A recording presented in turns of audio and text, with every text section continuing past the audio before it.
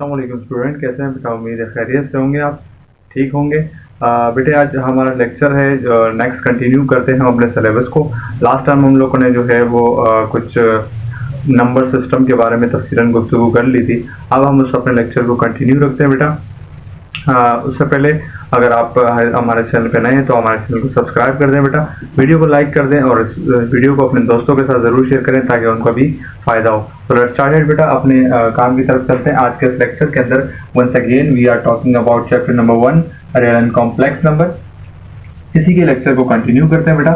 और इसके अंदर सबसे पहली चीज है रैशनल नंबर। चूंकि हम रियल पार्ट पढ़ रहे हैं बेटा, तो रियल पार्ट के अंदर रैशनल और इर्रेशनल इन दोनों को मिलाने के बाद हमारे पास बनता है रियल नंबर। इसीलिए पहले रैशनल नंबर के बारे में कंप्लीट इन्फॉर्मेशन जान लो, फिर इर्रेशनल और फिर उसके बाद बनाते हैं रियल नंबर। लेट्स स्टार्ट बेटा। सबसे पहले होता है रैशनल नंबर। रैशनल नंबर बेटा कौन सा नंबर होता है, इसको क्यों से रिप्रेजेंट करते हैं? इसकी डेफिनेशन मैंने 2 लिख दी है बेटा। इसकी और भी कई सारी डेफिनेशन है, लेकिन आपके समझाने के लिए 2 लिखी है मैंने, उसको समझाता हूँ कि क्या है। Number 1 है those numbers which are in the form of a upon b where b is not equal to 0 called rational number। वो तमाम नंबर जो a upon b की शक्ल में हो बट b 0 के बराबर ना हो, वो तमाम नंबर रैशनल नंबर होते हैं। यानी a upon b का मतलब है कि अपॉन में हो, जैसे 3/5 है बेटा, यहाँ 2 है, इसके नीचे कुछ नहीं है तो इसके नीचे कुछ नहीं है तो 1 है बेटा। तो इसका मतलब है कि कोई सिंपल अगर इंटीजर नंबर लिखा होगा तो वो भी क्या होगा हमारे पास, वो भी हमारे पास रैशनल नंबर होगा बेटा। 1/3 एसेक्ट्रा, इस तरह बहुत सारे नंबर जो है वो होते हैं।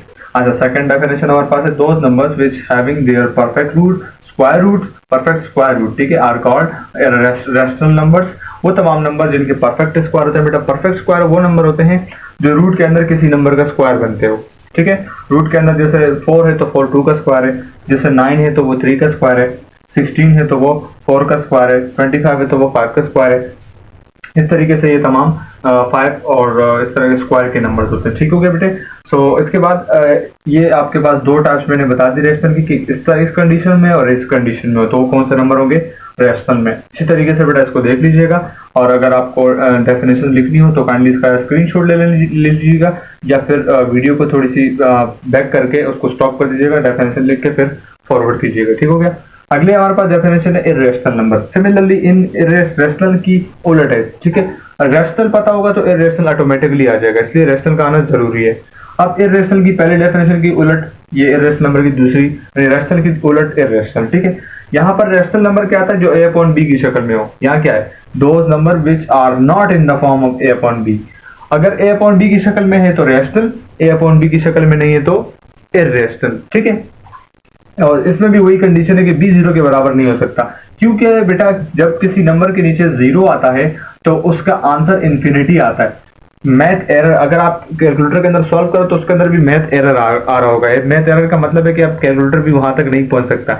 इनफिनिटी, इस साइन का मतलब क्या है, इनफिनिटी, ठीक है। इनफिनिटी का मतलब होता है वो ये नंबर काफी बहुत आगे जा रहा है, यानी नंबर्स की काउंटिंग में अच्छे खासी दूर के बाद ये नंबर आ रहा है। दैट इज वाई, यानी एंड कह लो आप, यानी नंबर की एंड तो हो नहीं सकती, इसलिए मैथमेटिशियन ने इसको इनफिनिटी का नाम दिया, ठीक है।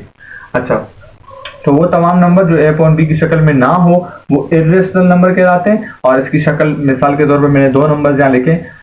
ये फाइ क्या है, ये इसका नाम है फाइ, और फाइ एक इर्रेशनल नंबर है। उसके बाद ई है, ई का मतलब एक्सपोनेंट, एक्सपोनेंशियल कहते हैं इसको, एक्सपोनेंशियल, और इसकी भी अपनी खास वैल्यू होती है। ये भी कौन सा नंबर है, इर्रेशनल नंबर है, ठीक है बेटा। इसकी दूसरी डेफिनेशन जो हमारे पास है, those numbers which do not have their perfect square. वो तमाम नंबर जो परफेक्ट स्क्वायर नहीं है या उनके परफेक्ट स्क्वायर नहीं है, वो नंबर क्या कहलाते हैं, इर्रेशनल नंबर्स कहलाते हैं। मिसाल के तौर पर अगर रूट के अंदर 3 आ गया तो 3 तो किसी नंबर का स्क्वायर नहीं है, 3 का स्क्वायर है लेकिन 3 किसी नंबर का स्क्वायर नहीं है। अब रूट के अंदर 5 आ जाए तो 5 किसी नंबर का स्क्वायर नहीं है। आप 1 से लेकर 4 तक चेक कर लो, 5 तक चेक कर लो, किसी नंबर का स्क्वायर नहीं है। इस तरीके से अंडर रूट 6 भी किसी नंबर का स्क्वायर नहीं है। सिमिलरली 7 और 8 भी, एक्सेट्रा। सो ये देखो, यहाँ परफेक्ट स्क्वायर थे, यहाँ नहीं है। यहाँ पर अपॉन की शक्ल में थे, यहाँ नहीं है, ठीक है। तो ये रैशनल और इर्रेशनल नंबर के दरमियान डिफरेंस हो गया बेटा। जब हम एक्सरसाइज स्टार्ट करेंगे तो सबसे पहला हमारा क्वेश्चन यही होगा, रैशनल और इर्रेशनल के दरमियान डिफरेंस। तो वहां पर अगर परफेक्ट स्क्वायर आएंगे तो रैशनल होंगे, अपॉन की शक्ल में आएगा तो रैशनल होंगे, या फाइ या ई की रिलेटेड कोई बात होगी, या ऐसा कोई नंबर होगा जैसे मिसाल के तौर पर a अपॉन b की शक्ल में लाइक दिस अंडर रूट 3/2, तो ऊपर जो अंडर रूट 3 है वो किससे ताल्लुक रखता है, इर्रेशनल से। तो ये पूरा नंबर क्या होगा, इर्रेशनल होगा, ठीक है बेटा। इससे पहले डेफिनेशन भी तफसीली कुछ बता चुका हूँ, अगर आपने वो वीडियो नहीं देखी बेटा सो इसकी उसकी लिंक मैं आपको डिस्क्रिप्शन में भी दे दूंगा, और आप प्लस प्लेलिस्ट के अंदर भी जाकर उसकी वीडियो को दोबारा लेक्चर नंबर 1 के नाम से बेटा देख सकते हैं। ठीक है बेटा।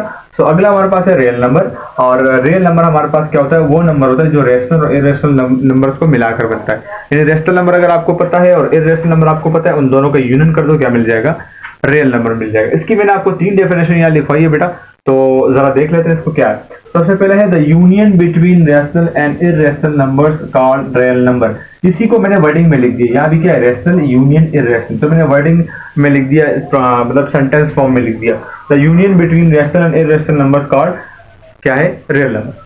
ठीक है बेटा। दूसरी डेफिनेशन मैंने एक स्ट्रक्चर की शक्ल में बनाई, एक सूरत बना दी इसकी, कि इस नंबर आपको पता है 0 से स्टार्ट होते हैं, 0 के राइट हैंड साइड पे तमाम नंबर पॉजिटिव होते हैं, and on the left hand side all numbers are negative. अगर नेगेटिव नंबर है तो लेफ्ट हैंड पे उसको हम क्या कहेंगे, नेगेटिव रियल नंबर। आर के ऊपर अगर ये छोटा सा माइनस आ गया तो समझ जाना कि आप रियल नंबर की बात कर रहे हैं, वो भी नेगेटिव, माइनस वाले, नेगेटिव का मतलब माइनस वाले। ठीक है। उसके बाद राइट हैंड साइड पे देखोगे तो तमाम पॉजिटिव नंबर है, यानी those all number containing positive sign, plus वाला साइन, पॉजिटिव का मतलब प्लस, इसके ऊपर क्या है, प्लस वाला साइन, तो ये तमाम प्लस वाले रियल नंबर है। अच्छा, इन दोनों को कंबाइन कर दोगे तो रियल नंबर कहलाएगा। जैसे आपको मैंने इंटीजर में लास्ट लेक्चर में बताया था, आप वो वहां से देख सकते हैं कि इंटीजर था, उस इंटीजर के अंदर फिर पॉजिटिव इंटीजर और नेगेटिव इंटीजर को कैटेगराइज किया था हमने। ठीक है। सिमिलरली इस तरीके से अगर तमाम नंबर को एक साथ मानेंगे तो रियल, और अगर अलग अलग करेंगे तो नेगेटिव रियल नंबर और positive real number. Third definition इसकी है बेटा कि रियल नंबर जो है वो real number is a complete order field. तमाम नंबर की फील्ड ही क्या है, रियल है, कुछ खास नंबर्स के अलावा।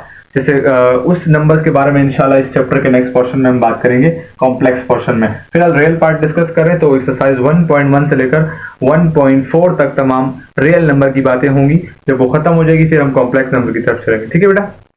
तो ये real number is a complete order field, और ये इसकी थर्ड डेफिनेशन है बेटा। उम्मीद है आज का लेक्चर आपको अच्छी तरीके से समझ में आ गया होगा इस नंबर्स के हवाले से। अच्छा, ये चूंकि हमारे पास परफेक्ट स्क्वायर और नॉट परफेक्ट स्क्वायर ये किसी को नहीं पता होता, तो मैं कोशिश करूंगा कि इसी लेक्चर के अंदर आपको स्क्वायर बनाना भी सिखा दूं, क्यूब बनाना भी सिखा दूं, और परफेक्ट स्क्वायर बनाना भी आपको सिखा दूं। अगर लेक्चर ज्यादा लंबा हुआ तो फिर उसको हम नेक्स्ट लेक्चर में कंटिन्यू करेंगे। ठीक है बेटा, इसको लिख लें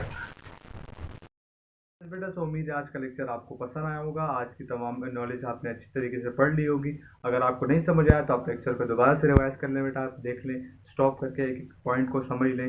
और अगर इसके अलावा भी अगर आपको कोई इशू हो तो आप कमेंट सेक्शन में मुझे बता दीजिएगा कि सर इस पॉइंट ऑफ व्यू से हमें समझ नहीं आया, तो कोशिश करूँगा कि आप तक अच्छी तरीके से पहुँचाऊँ। ठीक है बेटा, आज का लेक्चर कंप्लीट हुआ यहीं पर, हम इंशाल्लाह नेक्स्ट लेक्चर में मिलते हैं। तब तक के लिए आप अगर इस वीडियो को कम्प्लीटली देख लें और तमाम नॉलेज वगैरह जितनी भी है वो अच्छी तरीके से पढ़ लें तो ज़्यादा अच्छा हो जाएगा बेटा। ठीक है।